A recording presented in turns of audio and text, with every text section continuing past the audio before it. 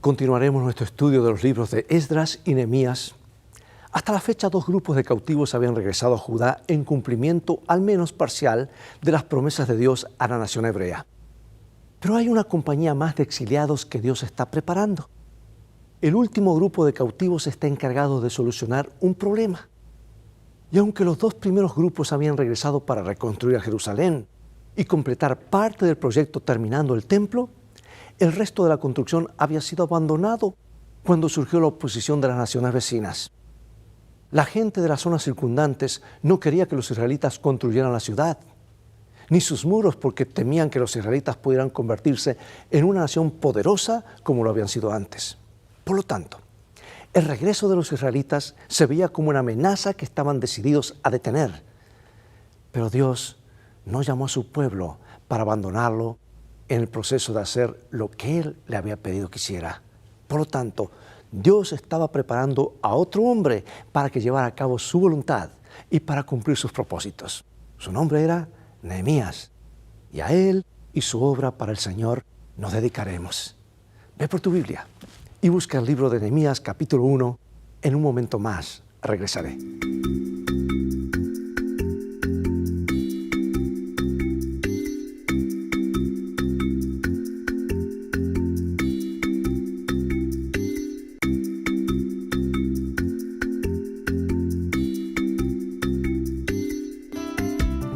Lecciones de Vida, un estudio semanal de las lecciones de la Escuela Sabática. Comencemos nuestro estudio con el versículo que está en Nehemías 1, 4 y 5. Cuando oí estas palabras me senté y lloré, e hice duelo por algunos días y ayuné y oré delante del Dios de los cielos. Y dije, te ruego, Jehová, Dios de los cielos, fuerte, grande y temible, que guarda el pacto y la misericordia a los que le aman y guardan sus mandamientos. El libro de Nehemías inicia de manera semejante al libro de Daniel, es decir, con malas noticias. Sí, muchos habían regresado a su patria ancestral, pero las cosas no iban muy bien para ellos allí. Y dice Nehemías 1, 1 al 4, palabras de Nehemías, hijo de Hilcías, aconteció en el mes de Quisleu, en el año 20, estando yo en Susa, capital del reino, que vino Hanani, uno de mis hermanos, con algunos varones de Judá, y les pregunté por los judíos que habían escapado, que habían quedado de la cautividad y por Jerusalén. Y me dijeron, el remanente, los que quedaron de la cautividad allí en la provincia, están en gran mal y afrenta, y el muro de Jerusalén derribado y sus puertas quemadas a fuego. Y cuando oí estas palabras me senté y lloré, e hice duelo por algunos días, y ayuné y oré delante del Dios de los cielos. Ahora, ¿por qué estaba angustiado Nehemías? ¿Cuál fue su respuesta a las malas noticias recibidas? Que algunos judíos capturados en años anteriores habían sido llevados a Susa, uno de los 4 centros administrativos del imperio persa, donde Nehemías sirvió en el palacio real como copero. El término usado en la frase Hanani, uno de mis hermanos, probablemente se refiere a un hermano de sangre, porque hay una referencia similar pero más familiar a Hanani en Nehemías 7:2, aunque también podría ser una referencia a un compañero israelita. La conversación con Hanani ocurrió probablemente entre mediados de noviembre y mediados de diciembre del año 445 a.C., o sea, unos 13 años después del regreso de Esdras a Jerusalén. Hanani informa que la situación de Jerusalén es grave. El pueblo no pudo reconstruir Jerusalén y el enemigo destruyó los muros. Básicamente dejó la ciudad indefensa y desolada. No había muros. Ahora, Nehemías podría haber escuchado los rumores de que los samaritanos habían destruido las murallas de la ciudad, pero hasta ese momento no tenía respuestas definitivas. Y en consecuencia, el mismo rey Artajerjes desvaneció la esperanza de los que habían retornado cuando detuvo el progreso de la construcción después de que la gente del otro lado del río se hubiera quejado. Y aunque el templo fue reconstruido, no llegó a funcionar plenamente porque el personal necesario para el servicio en el templo no podía vivir en Jerusalén. Y cuando lo que implicaban las noticias penetró en su alma, la situación entristeció a Nehemías. Los judíos no habían glorificado a Dios a pesar de que habían regresado con ese propósito. En cambio, habían descuidado la casa de Dios y la ciudad santa por temor al enemigo y a la opresión. Entonces Nehemías se volvió automáticamente a Dios. Por eso digo, ¿tienes problemas? ¿Hay problemas en tu vida? Vuélvete a Dios. Dios está allí en el último lugar donde lo dejaste. Él está dirigiendo a su pueblo. Tu vida, eres un hijo, una hija de Dios. El enemigo no te va a vencer. Así que él no se quejó de que el pueblo de Judá creciera o careciera de fe, ni los criticó tildándolos de cobardes, ni aceptó la situación como el status quo, no. Tan solo se arrodilló y comenzó a orar y ayunar. Y ante estas malas noticias, Nehemías ayunó y oró. Yo pregunto, ¿qué debería decirnos esto sobre cómo, especialmente en tiempos de prueba, necesitamos apelar al Señor?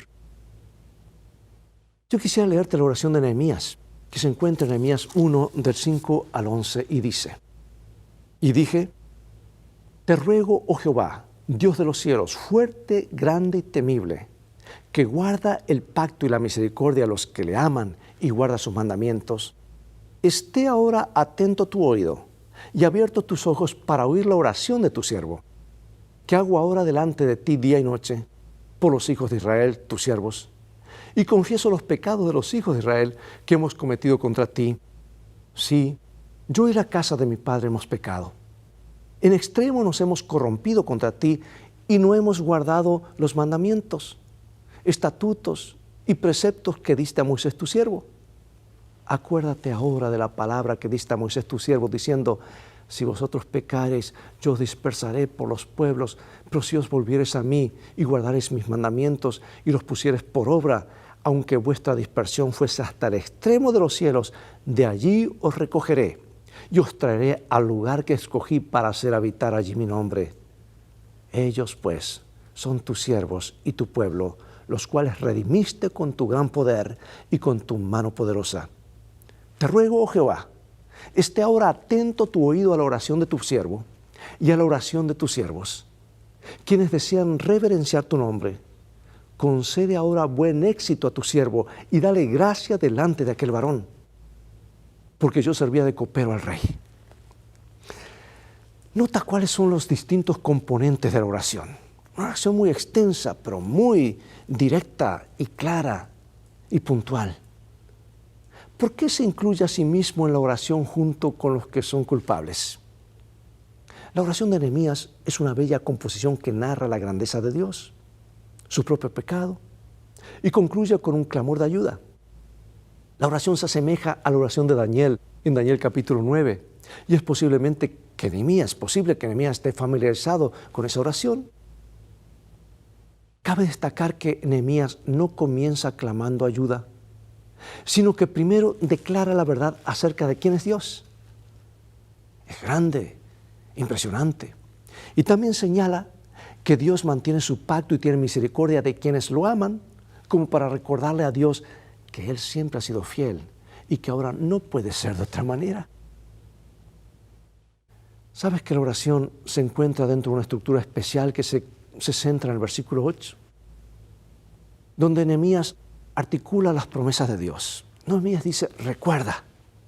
En otras palabras, recuerda, Dios, que prometiste que nos dispersarías cuando fuésemos infieles, pero que también prometiste traernos de vuelta y restaurar todo. Y de la misma manera que sucedió lo primero, ahora es el momento de cumplir con lo otro, porque estamos regresando a ti. Y Nehemías no teme reclamar las promesas divinas y recordárselas a Dios. Por supuesto, no es que Dios no supiera o recordara sus promesas. Todo lo contrario, Dios se complace en nuestra disposición a reclamar sus promesas, porque quiere que creamos en ellas y las hablemos en voz alta. Y al verbalizar lo que Dios nos ha prometido, podemos fortalecernos en nuestra propia determinación de confiar en esas promesas, especialmente en los momentos cuando todo parece carecer de esperanza. Por eso te pregunto, ¿cuáles son algunas de las promesas de Dios que puedes reclamar para ti en este mismo momento? Porque es importante que nunca dejemos de reclamar esas promesas. Al final de cuentas, si abandonamos el reclamo, ¿qué nos queda? ¿Qué nos queda? Nehemías 1:11 dice que Nehemías era el copero del rey. Bueno, para nosotros esto puede parecer un trabajo sin importancia, tal vez un trabajo común, un empleado común, pero los coperos podían ser hombres de poderosa influencia, ya que tenían un acceso constante y cercano al rey. Los coperos probaban las bebidas del rey con el fin de prevenir la enfermedad o la muerte del rey. Heródoto, el historiador judío, señala que los persas tenían a los coperos en alto honor, ya que eran considerados funcionarios destacados. Por ejemplo, el copero del rey asirio Esarhadón era también el ministro principal del reino. Por lo tanto, Nehemías ocupaba un alto cargo en el reino y debido a su acceso al rey, le suplica a Dios que lo use para hablar al rey sobre la situación de Judá. Y aquí tenemos Nehemías capítulo 2, versículos 1 al 8. Sucedió en el mes de Nisán, en el año 20 del rey Artajerjes, que estando ya el vino delante de él, tomé el vino y le serví al rey. Y como yo no había estado antes triste en su presencia, me dijo el rey: ¿por qué está triste tu rostro? Pues no estás enfermo. No es esto sino quebranto de corazón. Entonces temí en gran manera y le dije al rey: para siempre viva el rey. ¿Cómo no estará triste mi rostro cuando la ciudad, casa de los sepulcros de mis padres, está desierta y sus puertas consumidas por el fuego? Me dijo el rey: ¿qué cosa pides? Entonces oré al Dios de los cielos y dije al rey: si le place al rey, y tu siervo ha hallado gracia delante de ti, envíame a Judá, a la ciudad de los sepulcros de mis padres, y la reedificaré. Entonces el rey me dijo, y la reina estaba sentada junto a él: ¿cuánto durará tu viaje y cuándo volverás? Y agradó al rey enviarme después que yo le señalé el tiempo. Además dije al rey: si le place al rey, que se me den cartas para los gobernadores al otro lado del río para que me franquee el paso hasta que llegue a Judá, y carta para Asaf, guarda del bosque del rey, para que me dé madera para enmaderar las puertas del palacio de la casa y para el muro de la ciudad y la casa en que yo estaré. Y me lo concedió el rey, según la benéfica mano de mi Dios sobre mí. ¿Y qué sucedió como resultado de las oraciones y el ayuno de Nehemías? Bueno, la oración fue respondida en el mes de Nisán, que era aproximadamente el mes de abril del 444 a.C. Habían pasado 4 meses desde que Hanani y los judíos le habían traído a Nehemías noticias inquietantes sobre Jerusalén. Y durante 4 meses Nehemías oró y ayunó, y cada uno de esos días podría haberle parecido que Dios no estaba respondiendo. Pero el tiempo de Dios, amigo y amiga, siempre es perfecto. Dios preparó al rey para escuchar a Nehemías y responder favorablemente. No era algo cotidiano que el copero fuera relevado de sus obligaciones durante cierto tiempo para ser gobernador en otra tierra. Pero Dios habló a través de Nehemías e impresionó al rey persa Artajerjes I, primero, para que pusiera a Nehemías como gobernador del territorio de Judá. Y la mención de la reina sugiere que esta fue posiblemente una ocasión privada, ya que no era costumbre que la reina estuviera presente en los banquetes formales, ¿no? Y Nehemías no mencionó a Jerusalén de inmediato para evitar que el rey tuviera preconceptos, sino que apeló al rey emocionalmente sobre algo que era personal para él. Y cuando se mencionó el lugar concreto, el rey se había sido conquistado. Pregunto, ¿qué paralelos podemos ver entre la posición de Nehemías en la corte y la de Daniel en Babilonia? ¿Qué nos dice sobre el carácter de Nehemías el hecho de que el rey pareciera estar tan positivamente dispuesto para con él? Bueno, el rey envió cartas con Nehemías a Sanbalat, el horonita, y a Tobías, el amonita, los altos funcionarios de la región más allá del río, para allanar el camino a lo que Nehemías debía lograr. Además, el rey ordenó a Asaf, el guardián del bosque del rey, que le proporcionara a Nehemías toda la madera necesaria para reconstruir la ciudad, las paredes y las puertas del templo. Y aquí está, Nehemías capítulo 2, versículos 9 y 10. Vine luego a los gobernantes del otro lado del río y les di las cartas del rey. Y el rey envió conmigo capitanes del ejército y gente de a caballo. Pero oyéndolos Sanbalat horonita y Tobías el siervo amonita, les disgustó en extremo que viniese alguno para procurar el bien de los hijos de Israel. Yo pregunto, ¿qué nos dicen estos versículos acerca de la oposición que Nehemías y los judíos en general iban a enfrentar?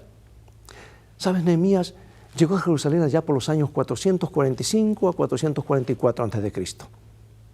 Y la oposición pareció surgir incluso antes de que Nehemías intentara cualquier acción, ya que la solicitud entregada a los gobernadores suscitó problemas. Y aunque Tobías es un nombre judío que significa el Señor es bueno, se desempeñó como gobernador de Amón. Así Jerusalén estaba rodeada de enemigos: Sanbalat, el gobernador de Samaria en el norte, Tobías, el gobernador de Amón en el oeste, y Gesem, el árabe, en el sur, quien se apoderó de Edom y de Moab. Y es desafortunado que los dirigentes de esa región rechazaran a Nehemías por preocuparse por el bienestar de los oprimidos. A los matones no les agrada la buena fortuna de los que ellos intimidan, no. Ellen White comenta en Profetas y Reyes, página 469, lo siguiente. Ella dice: sin embargo, su llegada a Jerusalén con una escolta militar, al revelar que venía en alguna misión importante, excitó los celos de las tribus paganas que vivían cerca de la ciudad y que con frecuencia habían manifestado su enemistad contra los judíos, a los que colmaban de insultos y vituperios.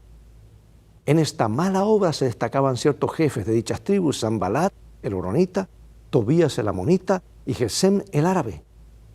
Desde el principio, esos caudillos observaron con ojos críticos los movimientos de Nehemías y por todos los medios a su alcance procuraron estorbar sus planes y su obra. Si hay una batalla real, amigos, ¿recuerdas otras historias en la Biblia que muestran cómo personas a las que Dios había llamado para hacer su voluntad también debieron enfrentar oposición? Y en este caso, acuérdate que Dios estaba reconstruyendo a su nación porque de allí estaban preparándose para recibir al Mesías. Y el enemigo estaba detrás tratando de evitar a toda costa de que esto ocurriera. Ahora veamos cómo Nehemías se prepara para la alocución. Sin lugar a dudas, el Señor había llamado a Nehemías para esta tarea le había proporcionado todo lo que hubiera de necesitar. Y ahora, armado con el conocimiento de las promesas de Dios y la certeza del llamado divino, Nehemías procedió. Pero avanzó con cuidado y con oración. En otras palabras, aunque sabía que Dios estaba con él, ese conocimiento no le impedía básicamente meditar en lo que haría.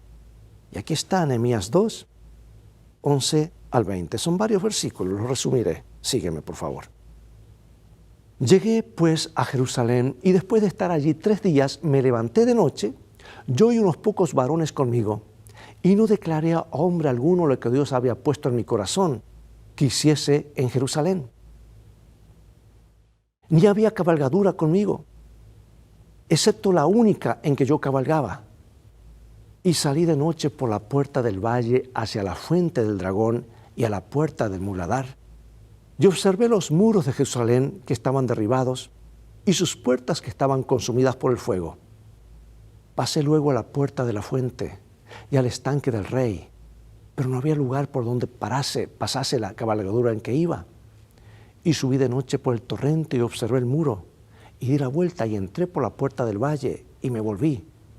Y no sabían los oficiales a dónde yo había ido, ni qué había hecho, ni hasta entonces lo había declarado yo a los judíos y sacerdotes, ni a los nobles y oficiales, ni a los demás que hacían la obra. Les dije pues: vosotros veis el mal en que estamos, que Jerusalén está desierta y sus puertas consumidas por el fuego. Venid y edifiquemos el muro de Jerusalén y no estemos más en oprobio. Entonces les declaré cómo la mano de mi Dios había sido buena sobre mí, y asimismo las palabras que el rey me había dicho. Y dijeron: levantémonos y edifiquemos. Así esforzaron sus manos para bien. Pero cuando lo oyeron Sanbalat horonita, Tobías el siervo amonita y Gesem el árabe, hicieron escarnio de nosotros y nos despreciaron diciendo: ¿qué es esto que hacéis vosotros? ¿Os rebeláis contra el rey? Y en respuesta le dije: el Dios de los cielos, Él nos prosperará y nosotros sus siervos nos levantaremos y edificaremos, porque vosotros no tenéis parte ni derecho ni memoria en Jerusalén. Lecciones de liderazgo muy claras, ¿verdad? Veamos algo más. Lección número 1. Nehemías no le dice a nadie cuáles son los planes que Dios había puesto en mi corazón, como le dice, para hacer en Jerusalén. No solo le dice al enemigo, sino que también lo mantiene oculto. Él no dice nada al enemigo, sino que lo mantiene oculto de los líderes judíos. Está en una misión de exploración para averiguar qué se necesita hacer. Lección número 2. Antes de presentar algo, Nehemías hace sus deberes y planifica todo el trabajo que se requerirá. Lección 3. Cuando habla de la tarea, Nehemías primero describe lo que Dios había hecho hasta el momento para dirigir esa expedición y luego agrega las palabras del rey. Los alienta antes de pedir compromiso. No fue nada menos que un milagro que los judíos respondieran tan favorablemente y decidieran construir a pesar de la resistencia que vendría. Dios había preparado no solo al rey a través de las oraciones y el ayuno de Nehemías, sino también al pueblo judío para que respondieran con audacia y con valentía. Y ahora tenemos los versículos 19 y 20, capítulo 2. Pero cuando lo oyeron Sanbalat horonita, Tobías el siervo amonita y Gesem el árabe, hicieron escarnio de nosotros y nos despreciaron diciendo, ¿qué es esto que hacéis vosotros? ¿Os rebeláis contra el rey? Y en respuesta le dije, el Dios de los cielos, Él nos prosperará y nosotros sus siervos nos levantaremos y edificaremos porque vosotros no tenéis parte ni derecho ni memoria en Jerusalén. Estamos repitiendo lo que leímos, pero vale la pena enfatizar esto. ¿Qué nos dicen estos versículos acerca de la fe de Nehemías? ¿Sabe que nuestras conversaciones demuestran quiénes somos y lo que realmente creemos? Y Nehemías tiende a decir palabras edificantes. Él no teme incluir a Dios en todo lo que dice y también a glorificarlo, incluso cuando la gente se burla y se ríe de él. Y aunque Nehemías sabe el desprecio que sienten los enemigos hacia ellos, no escatima palabras ni deja a Dios fuera de la conversación. Es que al igual que José en Egipto, ¿recuerdas? Muchos años antes, Nehemías no teme promover a Dios entre las personas que no creen en Él. Bien, yo quiero terminar con esta cita inspirada, seguido de unas preguntas de reflexión, porque Nehemías ciertamente era un hombre de oración. Y aquí en el libro Profetas y Reyes, página 465, leemos lo siguiente. Con frecuencia había derramado Nehemías su alma en favor de su pueblo, pero mientras oraba esta vez, se formuló un propósito santo en su mente. Resolvió que si lograba el consentimiento del rey y la ayuda necesaria para conseguir herramientas y material, emprendería él mismo la tarea de reedificar las murallas de Jerusalén y de restaurar la fuerza nacional de Israel. Pidió al Señor que le hiciese obtener el favor del rey, con el fin de poder cumplir ese plan. Suplicó, concede ahora buen éxito a tu siervo y dale gracia delante de aquel varón. Durante 4 meses Nehemías aguardó una oportunidad favorable para presentar su petición al rey. Yo pregunto, ¿qué significa a lo largo de toda la Biblia los que fueron llamados por Dios que tuvieron que enfrentar una oposición terrible? Estamos en un campo de batalla, hermano y hermana. Este es terreno del enemigo. Y a veces el enemigo parece triunfar. Y parece que los que se oponen a la obra de Dios a veces tienen más ventaja. Y es más, ¿sabes qué? El diablo tiene cierta ventaja en esta tierra, en esta parte del conflicto, porque puede mezclar la verdad y el error. Pero Dios siempre trabaja con solamente la verdad. Otra pregunta, ¿qué nos dice esto acerca de por qué no deberíamos desanimarnos aun cuando hagamos la voluntad de Dios? Tengamos que enfrentar fuertes obstáculos para realizar lo que creemos que el Señor nos ha pedido que hagamos. Siempre que el Señor nos llama, Él nos habilita. Siempre que el Señor nos pide algo, Él lo respalda con su nombre. Y el Señor es poderoso, Él es el Dios de lo imposible. Te hago otra pregunta. ¿Qué poder puede tener el testimonio personal? ¿Y cómo es crucial para obtener la respuesta positiva que Nehemías logró de sus connacionales judíos? En la oración de Nehemías, ¿qué puedes encontrar que te ayuda a profundizar tu relación con Dios? Es más, ¿qué nos enseña sobre la entrega, la confesión y el reclamo de las promesas? Antes de orar, déjame decirte lo siguiente. Vea la palabra de Dios. Es la fuente de nuestra fortaleza. Aquí hay vida para nuestras vidas. Aquí está el mensaje del corazón de Dios a nuestro corazón. Si hay algo que el diablo teme es que tú y yo nos conectemos constantemente con la fuente de todo poder, porque esta es la palabra de vida que trae vida a nuestras vidas. Y lo que Dios ha prometido, Dios lo cumple. Y cuando Dios en sus designios promete algo, Él ve más allá y Él dice va a ocurrir, tenlo por sentado, dalo por sentado que va a ocurrir, porque Dios siempre dice la verdad. Esta es la palabra de verdad y Dios es la personificación de la verdad. Yo soy el camino, la verdad y la vida. Tus mandamientos son verdad. Y el Espíritu Santo es Espíritu, llamado Espíritu de verdad, que nos lleva a toda la verdad. Vea la palabra, confía en sus promesas. Que el Señor nos ayude a hacer de este santo libro cada día, tomar tiempo, calidad de tiempo en la mañana, en la noche antes de acostarnos, para que Dios nos hable. Porque este libro nos lleva a una vida de oración. Dios nos habla por su palabra, nosotros le hablamos en oración. Un día nos despediremos de la oración, como dice el himno, porque le veremos a Él cara a cara. Pero su palabra y lo que Él dice permanecerá para siempre. Dios nos ayude a serle fieles. Dios nos ayude a hacer de su palabra parte de nuestra vida. Grabar en los pasillos de nuestra memoria las promesas del Señor, porque como dice el himno, todas sus promesas son apoyo poderoso de mi fe. Acompáñame en oración.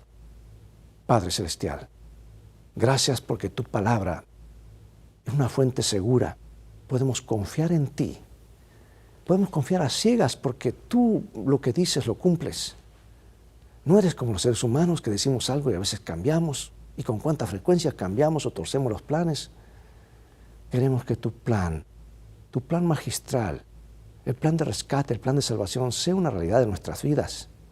Y que nosotros, al ser parte de ese plan, podamos ser instrumentos, embajadores para llevar este mensaje de esperanza a otros, para que puedan ser rescatados y andar a la luz de tu verdad. Permite que los muros o las partes caídas que están en nuestra vida, en nuestra iglesia, sean reconstruidos y seamos llamados pueblo reparador de portillos, pueblo que repara los muros para que podamos realmente honrarte, porque la fe honra a Dios y tú honras a la fe. Bendícenos, sabemos que lo harás, lo pedimos en el nombre de Jesús. Amén. Amigos, es todo el tiempo que tenemos por hoy. Ha llegado el momento de despedirnos. Será hasta el próximo programa de Lecciones de Vida. Invita a otros a sintonizar este canal y transfórmate tú mismo en un canal de bendiciones. Tú vales mucho para Jesús. Él te ama más de lo que puedes imaginar. Y Él desea que seas feliz, pero felicidad comienza con fe. Y la fe es por el oír, y el oír por la palabra de Dios. Dios te bendiga y recuerda, tú vales mucho para Jesús, más de lo que te puedes imaginar.